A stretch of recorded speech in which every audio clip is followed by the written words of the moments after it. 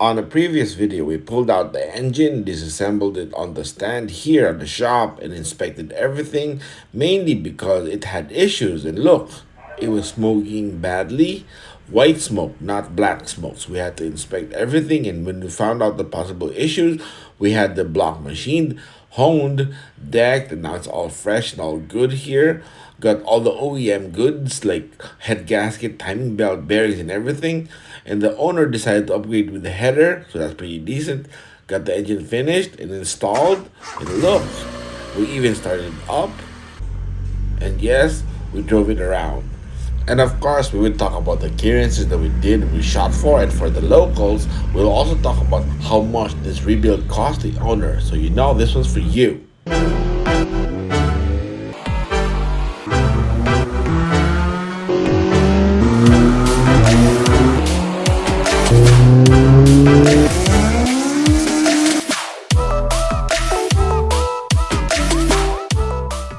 Alright, as we made an earlier video about disassembly when we got the car into the shop and it was in for a rebuild because it was smoking heavily, and yes, we did find the issues and the other stuff. The video earlier will have a link in the description below. It's this one, you can check it out later.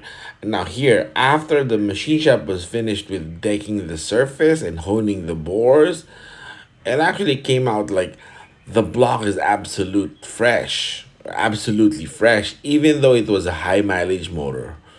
Look at that. All good and all good. So now let's look at the stuff that we had to order.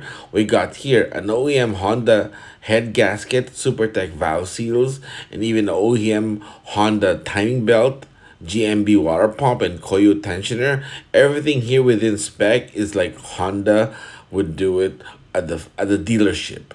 So now, if anyone or any locals are wondering, a rebuild cost like this OEM is between 50 to 55,000 pesos. That's not much, and if there's no problem, we can finish it in a week.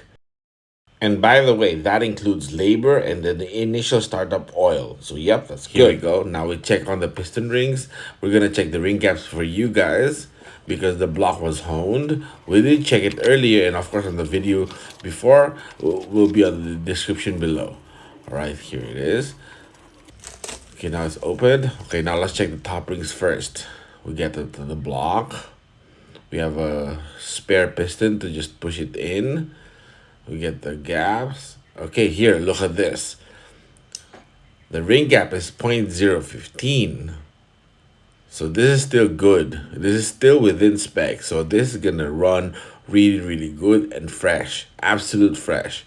Alright, now let's go to the crank, the bottom. Now here's the main girdle. We got the OEM mains installed. It's gotta be clean. You have to make sure that's clean, even the main studs, because you know that affects bearing clearances. And look at here on the block itself, the bearing saddle is absolutely clean, and you can see the block is quite very fresh. This is a high mileage motor, but hey, it cleaned up really well, so that's good. So now we install the main bearings on the main saddles. Make sure it's all clean, and look at this. Oh yeah. See, the reason why we always mention it's got to be clean because half of the damage that you get on startup is actually from not clean assembly or not really assembling the engine really clean. So that's really bad. So now here, let's go put some Torco assembly lubes on the mains, drop in the crank, then the thrust washers, lube it again. Now hand tight the main girdle to get it all snug up so it's fit good. They're almost there. All right, there you go. And now my favorite. The first step is 18 feet-pounds torque. So now the torque line strength should click good. Yes, we get this all of the mains. 18 feet-pounds torque on the first step. Let's get the first step all done first. Yes, sir. Yes, sir. And yes, we are almost there. Getting closer. The last few. All right. One more. And that's it for this first step. Okay. Now, before we continue, if you're liking this video, hit the like button because the more likes the video gets, it shows the more activity to the algorithm. It gets picked up and it gets spread out to a wider audience. So that helps me and the channel really more. So, and of course, if you haven't subscribed, you got to subscribe. This way, whenever we have a new upload, you got to check it out. You get to check it out. And a lot of people here know that I try to respond, I myself try to respond as frequent as I can on the comments below. So, hey, don't worry about it. If you have some questions about the engine or even just random questions, I try to answer it. And even as much of the people here notice, even the trolls, I try to respond properly, and it's fun because sooner or later their comments shows that they're just being a troll or just know nothing about what they're talking about. So hey, that's cool in my book.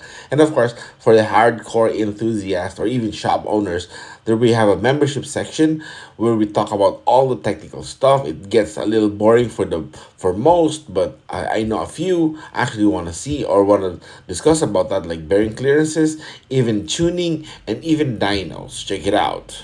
Because the monthly isn't too bad for the top members, and you know it's going to be worth it and you're going to enjoy it. So I'll see you there, guys. All right? Now on to the second and final step, which is 38 feet-pounds torque. Now you gotta get it tighter now. Okay, clicks, alright. This one, we double check this one if it clicked good, alright. Now we time lapse the rest because it's get a bit boring. And look at this. Oh yeah, and the main bearing clearance is 0.0015, so that's in the middle of the factory required settings. And of course on the rod clearances we shot for 0.0016, so that's gonna be good, and it's gonna be good for 10W40 oil or even 5W40 oil, but the 20W50 will be too thick. As you can see, it turns even with just my fingers. There's not even a socket or a bolt on the crank. It turns light, and this has assembly loop. It's supposed to be heavier, but hey, doing good. Now here we're gonna wipe this off. This is what J Meager of Real Street says. You gotta wipe that off before you install the pistons. So now let's go to get the pistons. Now here are the pistons all cleaned up with the brand new NPR piston rings. Yes, it's all ready, and you can see even the rod bearings are cleanly installed. It's all ready. Yep.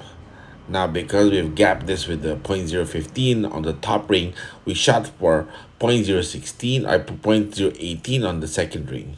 Here you put assembly lube on the rod journals, drop in the pistons, get the rod gaps good, oil up the OEM bolts. It has to be oiled up really well.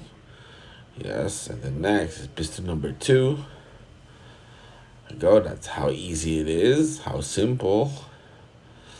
As long as everything is clean and all good, it's gonna be an engine that's gonna be running good and strong and reliable. Cleanliness goes a long way when it comes to assembling engines. Trust me on that, as I've seen a lot that assemble it dirty with all the dirt, and they wonder why the engine did not last long. And they'll come up with a saying or an urban legend that once you rebuild it, it doesn't last as long. I'm like, what the hell, right? Now it's torquing it, OEM torque, which is 23 feet-pounds torque. Now let's look at it close. With the brand new rings, let's turn it. Oh yeah, it sounds really good. As you can see, the oil retention on the honed bore is really good. You can see the oil retains it good. Yes, now my colleague does the rest. Like here, he's closing up the oil pump with the oil pan, with the rear main seal and the front main seal good and new, of course. There you go. Then seal it up with the oil pan. Make sure everything is clean. Yes, now it's all buttoned up. Now on the top of the head, the water pump, tensioner, and everything. Here you go. Brand new tensioner, new front main seal, even the water pump is brand new. This is literally a new 0-mile engine. Yes, sir. Yes, sir. Okay, now we go to the top. The OEM Honda head gasket. We're going to install that. Okay, now we just put a bit of 3 bond on the oil drain just to make sure it's all dried up, doesn't leak. Drop in the head, hand tight the head studs. Make sure the head studs are all clean, of course. to maintain or to preserve the good threads on the head stud. Yes, torqued it good. Yes, now it's all torqued up, but look. Engine all buttoned up, all closed up. Oh yeah, this is gonna be a clean running engine. Alright, now let's do the rest. My colleague does the rest of this stuff on the engine. Yep. The rocker arms is straight VTi. This is a non-20 cam lobes VTi. This is a proper VTi locally.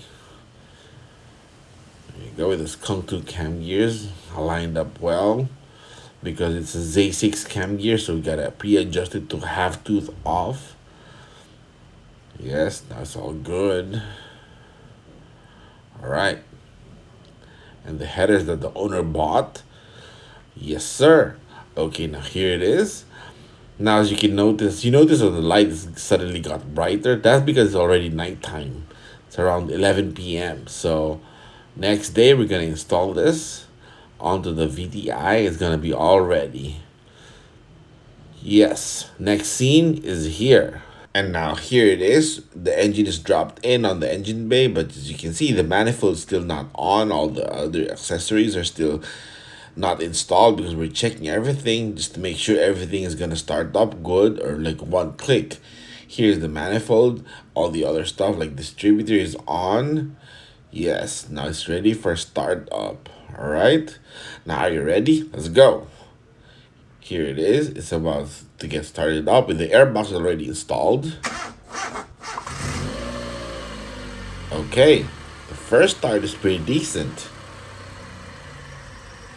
Yes.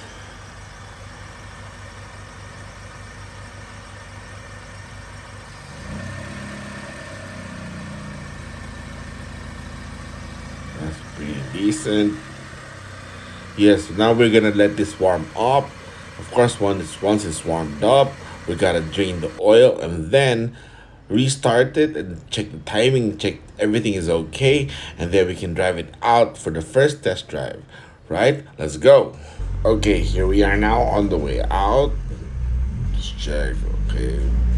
Of course, you have to drive properly. Just wait for that. Now as we can go. It's actually running, quite good, quite responsive. Here we are. Step on the gas a bit. Oh, it runs really, really good. It's like it's a little bit torqueier than expected. So this is actually promising. This is good. It runs good. It's smooth actually. Very, very smooth. And this is like the first drive out, so and of course we've noticed as the temps went properly or operating temperature, the idle seems too low. Look, it's around 800. We stopped by the gas station. My colleague is adjusting it. That's going up a bit. Now, okay, we need it around 1000. This way, when you turn on the AC, it's good.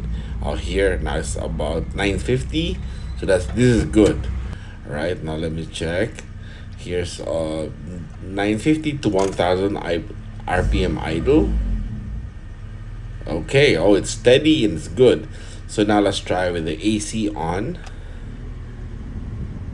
Right there's on. It is still there.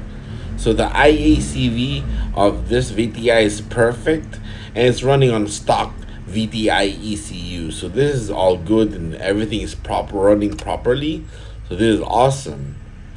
Yes, now this is good.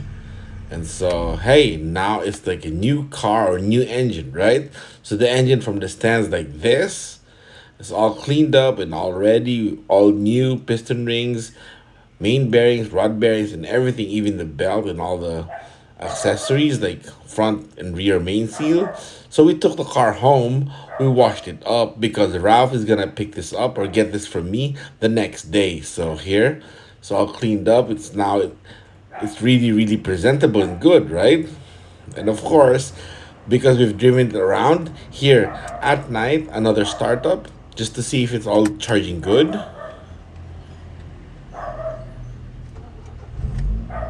Oh, and the idle is good, and because it's cold, it's around 1050 or to 1100 idle.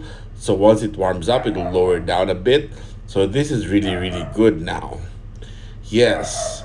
So this is ready to be picked up the next day or tomorrow. So, yep, this is a well project that we did good. So for the next one, you can always click here for that.